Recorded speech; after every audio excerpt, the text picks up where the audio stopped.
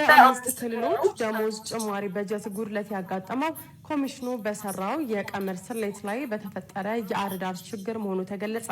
በቤንሻንጉል ጉሙዝ፣ በሲዳማ፣ በደቡብ ኢትዮጵያ፣ በደቡብ ምዕራብ ኢትዮጵያና በማዕከላዊ ኢትዮጵያ ክልሎች ያጋጠመው የደሞዝ ጭማሪ በጀት ጉድለቱ ሲቪል ሰርቪስ ኮሚሽን በሰራው የቀመር ስሌት ላይ በተፈጠረ የአረዳድ ችግር ምክንያት መሆኑን የገንዘብ ሚኒስቴር አስታውቋል።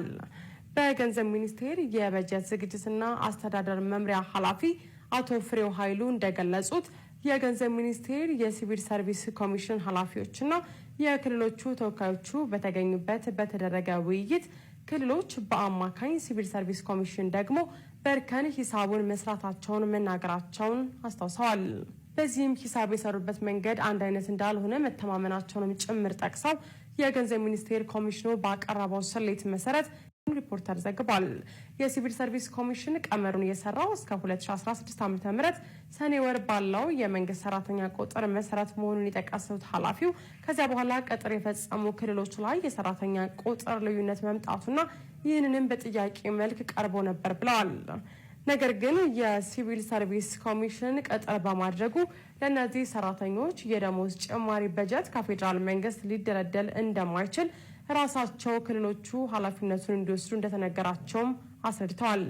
የሲቪል ሰርቪስ ኮሚሽን የውጭ ግንኙነትና የኮሚኒኬሽን ባለሙያ የሆኑት አቶ ዘሪሁን ባይሳ በበኩላቸው አዲሱ የደሞዝ ቀመር ስሌት የተሰራው ከ2.4 ሚሊዮን በላይ በሚሆኑ ሰራተኞች ላይ ነው ብለዋል።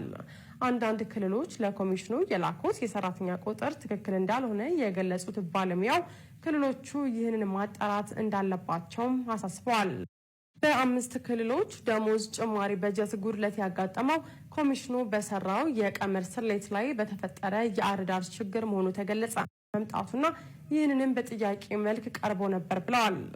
ነገር ግን የሲቪል ሰርቪስ ኮሚሽን ቅጥር በማድረጉ ለእነዚህ ሰራተኞች የደሞዝ ጭማሪ በጀት ከፌዴራል መንግስት ሊደለደል እንደማይችል ራሳቸው ክልሎቹ ኃላፊነቱን እንዲወስዱ እንደተደሞዝ ጭማሪ በአንዳንድ ክልሎች ውስጥ ያለው ትክክለኛ የመንግስት ሰራተኛ ቁጥር እንደማይታወቅ ሆኖም ከመጪው ከህዳር ወር በኋላ ግን እንደሚታወቅም ገልጸዋል። በአምስት ክልሎች ደሞዝ ጭማሪ በጀት ጉድለት ያጋጠመው ኮሚሽኑ በሰራው የቀመር ስሌት ላይ በተፈጠረ የአረዳድ ችግር ምክንያት መሆኑን የገንዘብ ሚኒስቴር አስታውቋል። በገንዘብ ሚኒስቴር የበጀት ዝግጅትና አስተዳደር መምሪያ ኃላፊ አቶ ፍሬው ኃይሉ እንደገለጹት የገንዘብ ሚኒስቴር የሲቪል ሰርቪስ ኮሚሽን ኃላፊዎችና የክልሎቹ ተወካዮቹ በተገኙበት በተደረገ ውይይት ክልሎች በአማካኝ ሲቪል ሰርቪስ ኮሚሽን ደግሞ በእርከን ሂሳቡን መስራታቸውን መናገራቸውን አስታውሰዋል።